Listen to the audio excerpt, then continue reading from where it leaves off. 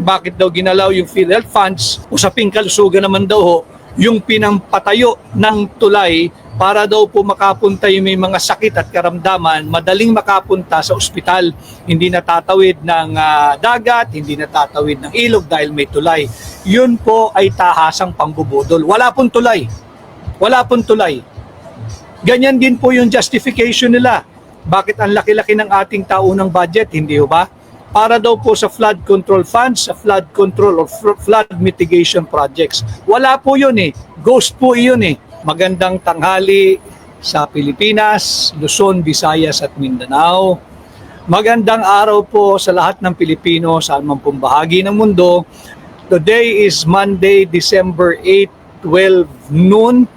At isa na naman pong direktang ugnayan ang ating gagawin ngayong araw at ang atin nga pong pamagat ay yung 107 billion ng PDIC, isasapoli rin ba?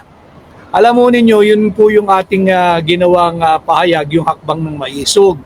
Yung pinababalik na 60 billion pesos ng PhilHealth funds, isang malaking anomalya po iyon eh. Salamat sa Korte Suprema sa kanilang paglabas ng desisyon nitong matagal nang nakabinbin na usapin ng constitutionality ng paglipat ng 60 billion pesos PhilHealth funds. Alam mo ninyo, hindi lang 60 billion ang dapat ibalik. Ang buong halaga po niyan ay 89.9 billion. Yun o yung dapat ibalik ng Marcos Jr. Administration papuntang PhilHealth. Hindi lamang po yung 60. Di ba? Kinuha nila yung 60 pero yung 29.9 billion na gastos na po nila eh. So dapat po yun ay ibalik nila yung 60 billion.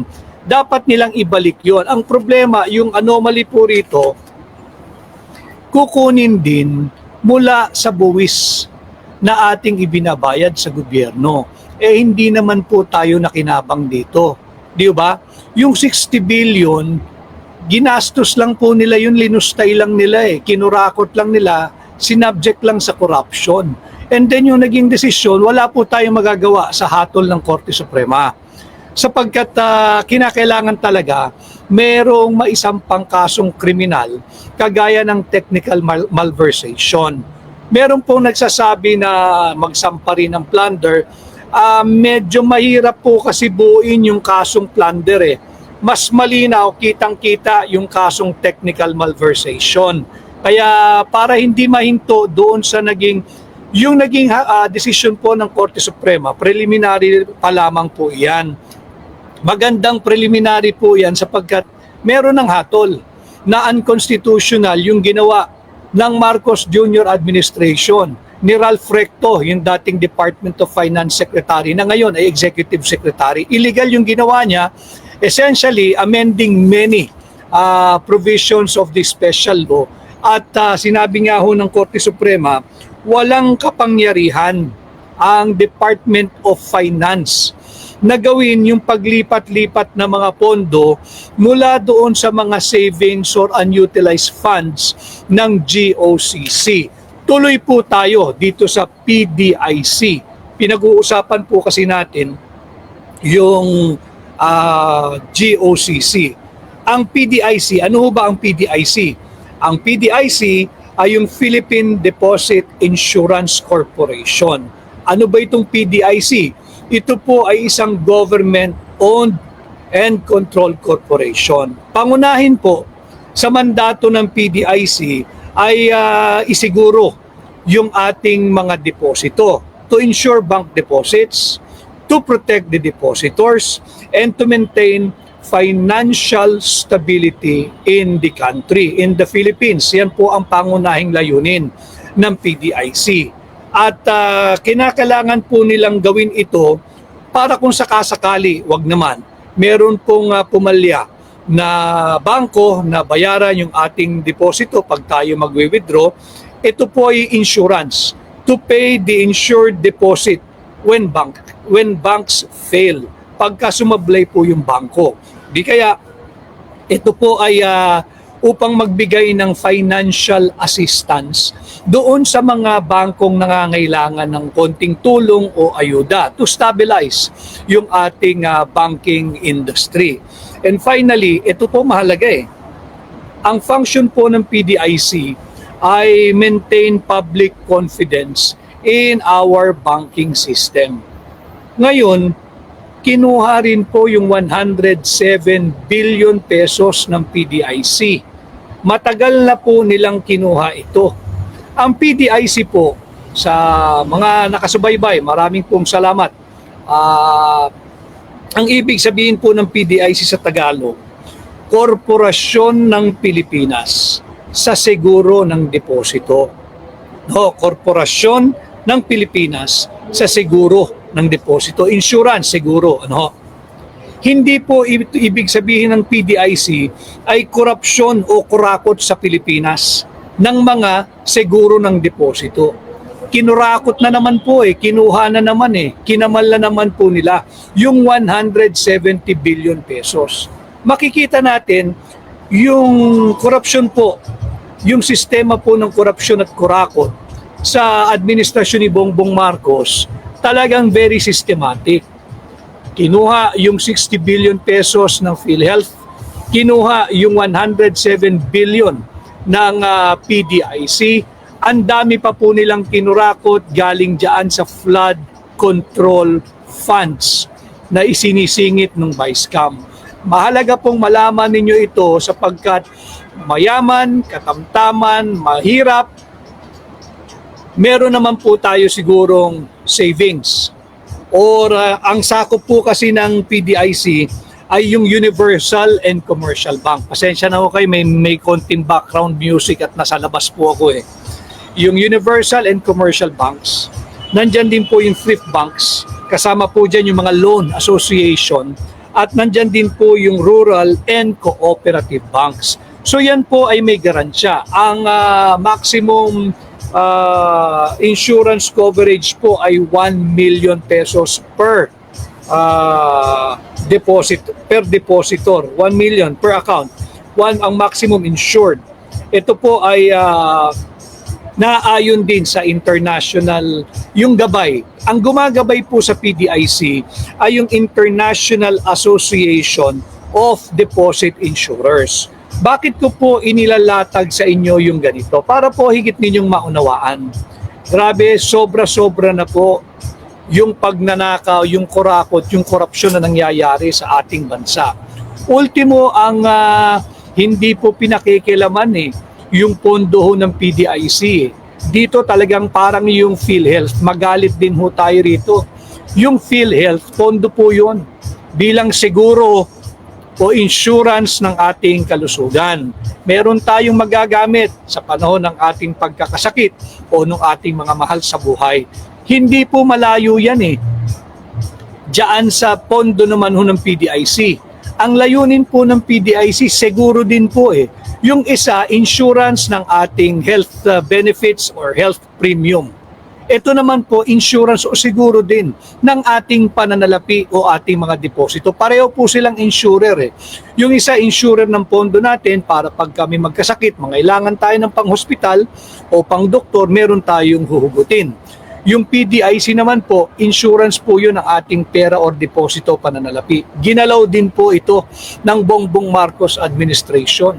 107 billion. Habang tayo po ay nagsasagawa ng direktang ugnayan ngayong tanghali, simple math lang 107 billion plus 60 billion, dito pa lang sa dalawang items na ito, 167 billion pesos na yung kanilang kinukuha sa ating mga Pilipino. Ito po yung mga nadidiscovery pa lang. Mamaya tatalakayin po natin lahat yan. Then again, yung bangko po kasi, yung PDIC, ang partisipasyon po rito ng gobyerno, yung kanilang initial amount, yung government capital. And succeeding annually or semi-annually, ang nagbabayad po nito, lahat ng mga member banks. Ang kanila pong annual fee rito ay 1/5 of 1% of all total deposit liabilities. So kinukuhaan po lahat ng bangko, yung sinabi ko po, Universal and Commercial Bank, yung Thrift Bank, Savings Bank, Loan Association, Rural and Cooperative Banks. Pati po yung mga branches and subsidiaries ng foreign banks. Kasi sila po'y bahagi, coverage po ng PDIC at meron po silang annual contribution dito. Ang fee po nila ay 1/5 of 1% of total deposit liabilities. Every year po iyan. Ano ang ginawa ni Ralph Recto nung siya ay Department of Finance Secretary sa ilalim ng Bongbong Marcos administration? Kinuha din po nila yung 107 billion pondo ng PDIC na dapat sanang tutugon bilang seguro o insurance sa ating mga deposito. At ito rin po ay standby funds ng PDIC para sila po ay makapagbigay ng tulong o alalay or financial assistance sa mga bangkong nangangailangan ng tulong to help stabilize our financial and banking industry. Ganyan po kahalaga ang PDIC. At alam mo ninyo, alam kasi ng international finance community na ginalaw itong 107 billion ng PDIC. Di ba ang justification nung Lucaret sa Malacanang, pinaparot niya yung mga maling, ganun talaga garbage in, garbage out. Sinasabi nila, issue rin daw ho ng kalusugan, yung pondo ng PhilHealth ginamit pampagawa ng tulay para daw po yung mga nasa malalayong lugar ay madaling makapunta sa mga ospital ng pamahalaan. Ito po ginagawa na ho talaga tayong tanga ng Marcos administration . Alam ko namang matatalino ho kayo, kanya nga po nandito kayo sa ating pahinang Tinig Maisog. Kaya po natin ito tinatalakay. Mamaya pati po yung hindi lang po natitigil dito . Nandyan na yung 60 billion pesos PhilHealth funds, may desisyon na, kalampagin naman ho natin yung 107 billion na PDIC funds. Nasaan na? Isosoli rin ba ito? Saan ginamit ang perang ito?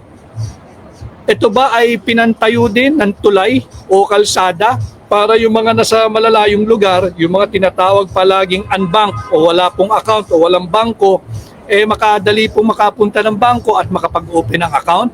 Following the same flawed and crazy logic of that Lucaret in Malacanang.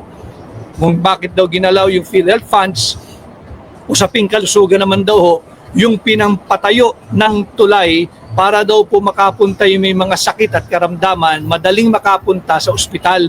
Hindi natatawid ng dagat, hindi natatawid ng ilog dahil may tulay. Yun po ay tahasang pangbubudol. Wala pong tulay. Wala pong tulay. Ganyan din po yung justification nila.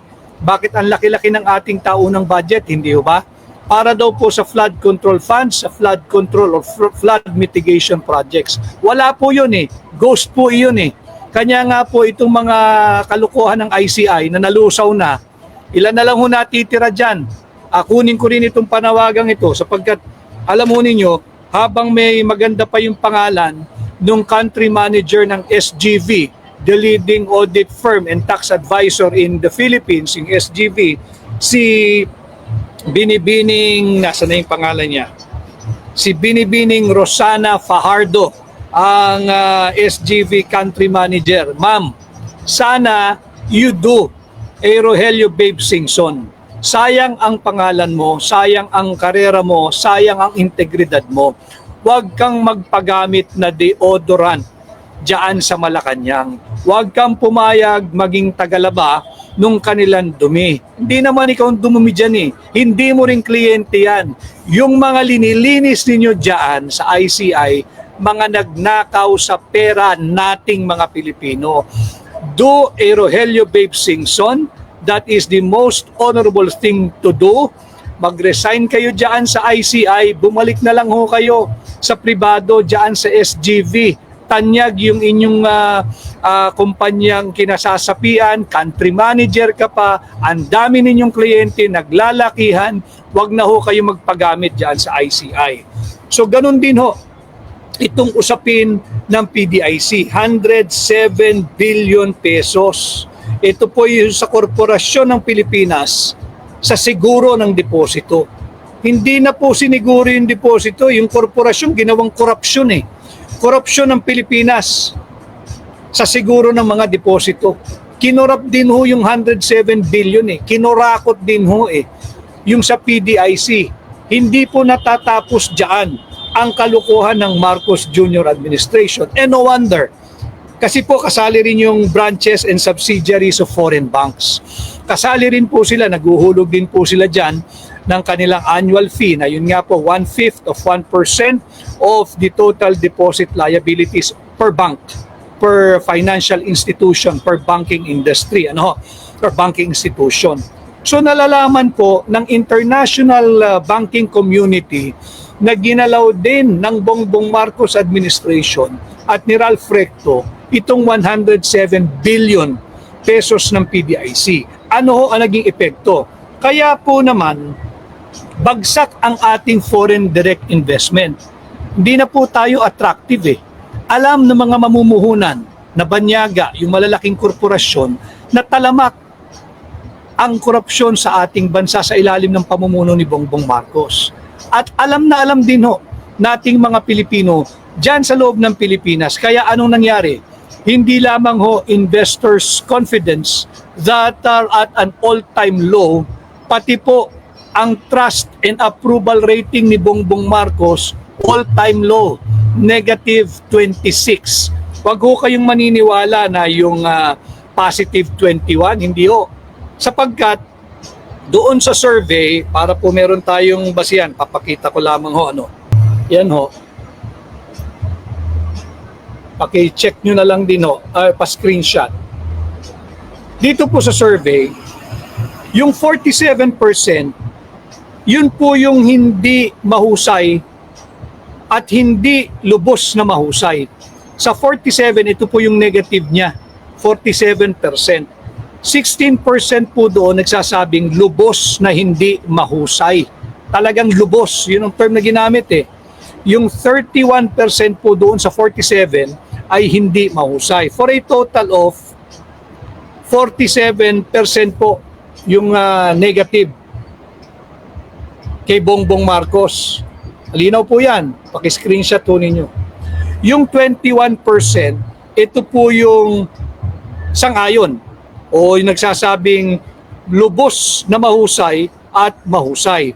Sa 21%, 4% lamang po doon na nagsasabing lubos na mahusay si Bongbong Marcos at 17% yung mahusay lamang. So pagbasa po ng survey, ito po'y pinakita na sa isang pahina, social media platform ni dating Secretary at Congressman Mike Defensor. Yung 47 negative niya at yung 21 na positive niya, pag sinuma po nyo yun, ang matitira, negative 26%. Yan po ang rating ni Bongbong Marcos, negative 26%. Ano po ang significance nito? Kagaya po nung sinabi ko sa inyo, andyan na po lahat ng indicators eh. Yung ating foreign direct investment, sadsad, bagsak. Bagsak. Bakit? Alam po ng international community, whether finance or banking or business community, na grabe ang korupsyon sa ating bansa. At wala pong nakikitang any new development. Mantakin mo, yung tulay sa Davao City na ginawa na simula nung panahon ni Pangulong Duterte, nagpatuloy hanggang ngayon, pinondohan ng bansang China, inangkin eh. Dahil wala po siyang mapakita eh. Wala na po siyang mapakita, yung proyekto ng may proyekto, inaangkin. Ganon po katindi ang ating bansa ngayon. So dapat hanapin natin itong 107 billion PDIC funds. Saan ito napunta? Ang PDIC ho, may board po iyan.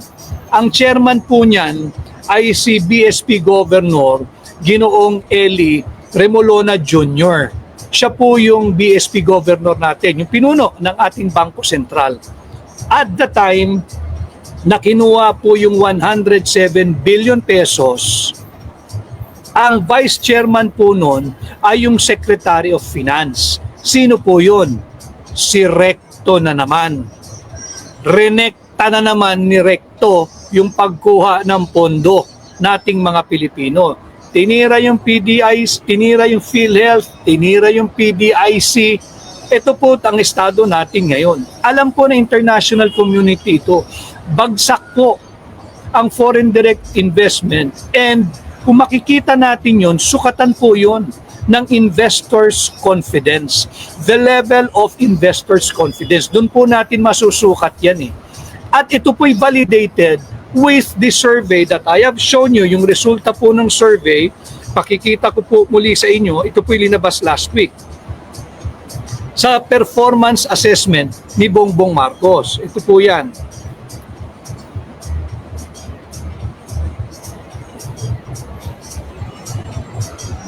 So multiple po yung sources na natin. Makikita natin sa actual, yung foreign direct investment, bagsak, sentimiento po ito ng mga mamumuhunan. Ayaw pong pumasok sa atin dahil alam nila na talamak, ang issue po ay yung talamak na korupsyon at drug addiction. Yung dalawang bagay na yun, ang bigat po nun. Massive corruption, looting of public funds, and drug addiction. Ngayon, ito po'y vinalidate ninyo doon sa pinakita kong survey, yung performance assessment kay Bongbong Marcos. Ang score po niya, ang grado po niya, negative 26%. Ano? Mahalagang pag-usapan natin ng PDIC, baka makalampag natin sila. Si BSP Governor Eli Remolona Jr., kinakailangan magpaliwanag. Nasaan yung 107 billion pesos na PDIC funds? Nasaan napunta, bakit kinuha? Meron po ang vice chair po noon, nung panahon na yon, wala po tayong magagawa si Recto eh. Siya po yung Secretary of Finance nung panahon na yun. Kinuha niya eh. Siya yung nagcha-champion ng idea na kunin lahat ng unutilized o unused funds or savings ng mga GOCC. Kinuha po nila yan, billion piso po yan. Yung PhilHealth, 60 billion. Ang PDIC, 107 billion. Dalawang items pa lang po ito, 167 billion na ang pinag-uusapan natin. Daan-daang billion po ang kinukuha nila. Sana meron pong dalawang independent private sector representatives ang PDIC. Dalawang independent private sector representatives ang PDIC.